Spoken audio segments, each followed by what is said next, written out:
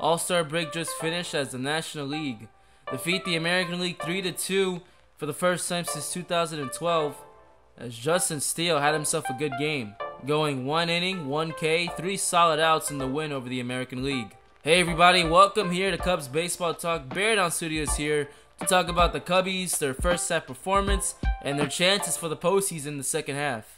As the Cubs will be on a 10-game home stretch beginning Friday against the Boston Red Sox, so we're sitting at 48 and 43, as really the Cubs have a good chance to go on a winning record before the trade deadline. As despite the Red Sox, the Nationals, Cardinals, Sox, and the Cardinals again all have losing records, and really a chance for the Cubs to do some damage here. Nationals sitting at 36 and 54, Cardinals sitting at 38 and 52, White Sox sitting at 38 and 54, and you get the picture. It's a real great opportunity for the Cubs to get back on the horse and be buyers at the trade deadline. They have a lot of good players on the team, a lot of talent with Cody Bellinger, Dansby Swanson, Marcus Stroman, Justin Steele, and players who are starting to find their hot hand.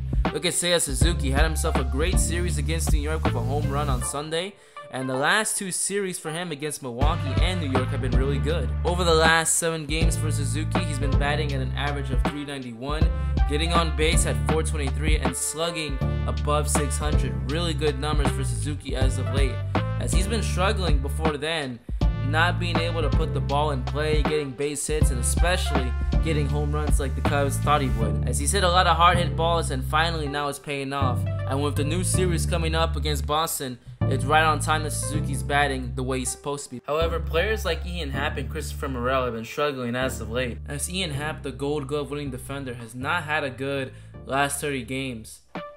Been batting .204, on base .364, and only slugging .359. Terrible numbers from Ian Happ, and he's a guy that a lot of Cubs fans expected to also be batting really good in the slug department, hitting more home runs along with him and Suzuki, but as of recently too, he has not been able to get on base with hits. With walks, he's been doing pretty solid, but when it comes to the hitting department, Ian Happ is just not there.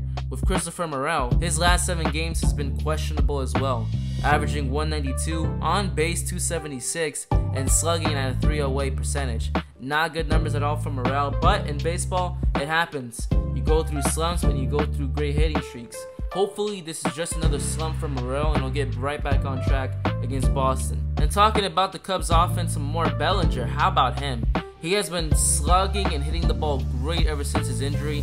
Spoke about it in the last episode for Cubs Baseball Talk. As we take a look at his numbers, really good his last 15 games, batting .436 average, on base .467, and slugging at exactly .600. Last 7 games even better, .462 average, on base percentage at .517, and slugging at .731. Really good numbers for Bellinger. And this is a guy that I hope the Cubs do not trade as well, because if the Cubs do become sellers, players like Bellinger and Marcus Stroman are going to be the guys the Cubs can really only sell. Stroman entering his second to last deal with the Cubs. He's got 1 more season with them next year for 2024.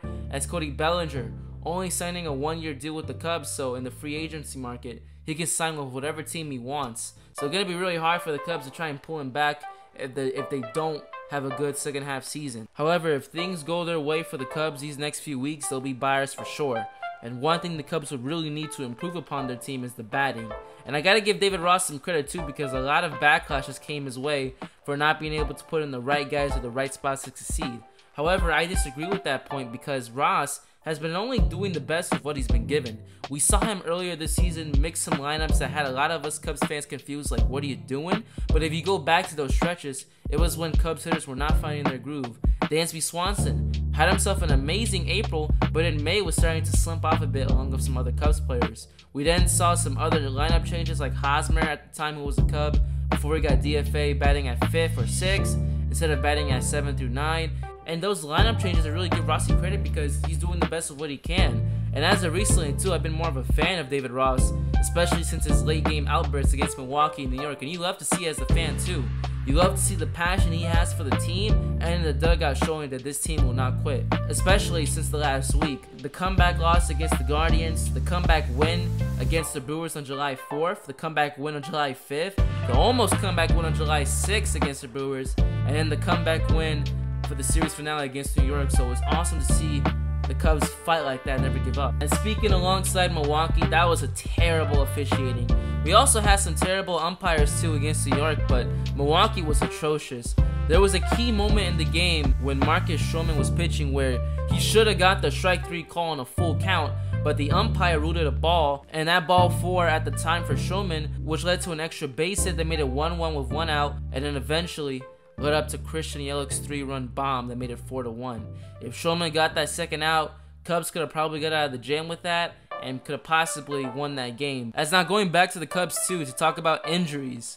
We saw Patrick Wisdom having to step up and play third baseman after Nick Madrigal got hurt in the Milwaukee series. Swanson having a contusion at his foot, was not able to play it off for the New York series.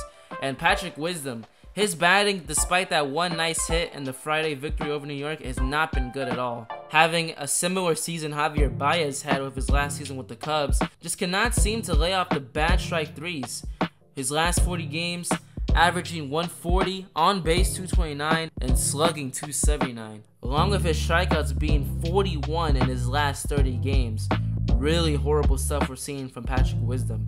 As when Nick Madrigal comes back from the IL, the Cubs need to desperately send down Wisdom to AAA. The Cubs did it to Nick Madrigal before in the season, and ever since he came back, he's been batting hot, and hopefully for the Cubs' sakes, it will improve the same way with Wisdom going back down to Iowa. And speaking too with the guys on the IL, Dansby Swanson should be back in the Boston series. If not, should definitely be back for the Monday series against the Nationals. As for Nick Madrigal, same thing as well. He should come back around the same time and hopefully get the Cubs some more wins in these next 3 weeks of crucial baseball. Another thing I want to talk about too is Jameson Taillon.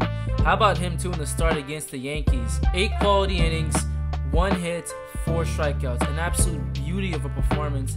And he even said too mid-game on Saturday when the Cubs took on the Yankees and Smiley was on the mound that he made an adjustment, you know. Baseball was making an adjustment to him, so he decided to make an adjustment on baseball, and I love that. And hopefully this can become the new beginning for Jameson Taillon. He signed a 4-year deal with the Cubs, so let's hope this can become something of a beautiful thing. Another pitcher I want to talk about too is Drew Smyly, as unfortunately for him, he's been on a bad stretch as of late, as it all started against Philadelphia on the 28th of June, allowed 7 runs in that ball game. Then against the Milwaukee Brewers, allowed 3 runs and was knocked out early in the game. Only was able to be in there for 3 2/3 innings.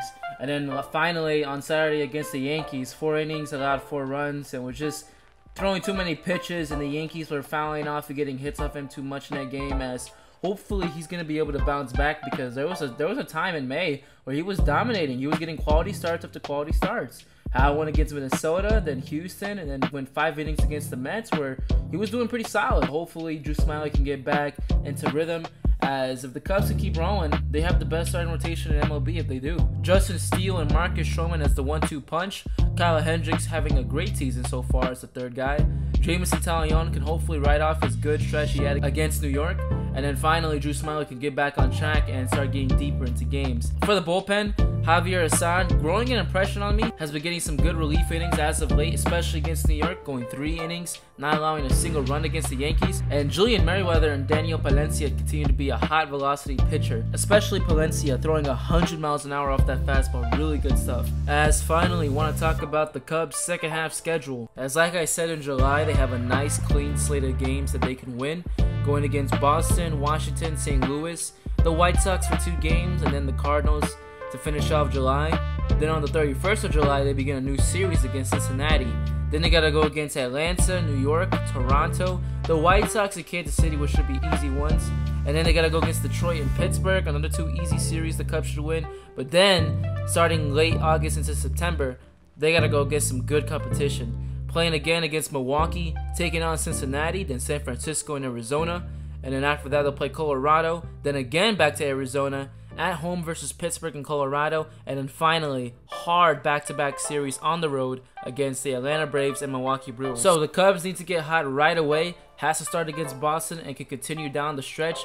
Must win 3 series for the Cubs, because if they do that, they should be in good shape into being buyers for the trade deadline. Thank you all for tuning in for episode 3 on Cubs Baseball Talk. Hope you all enjoy it, like and subscribe, and I'll see you in the next one.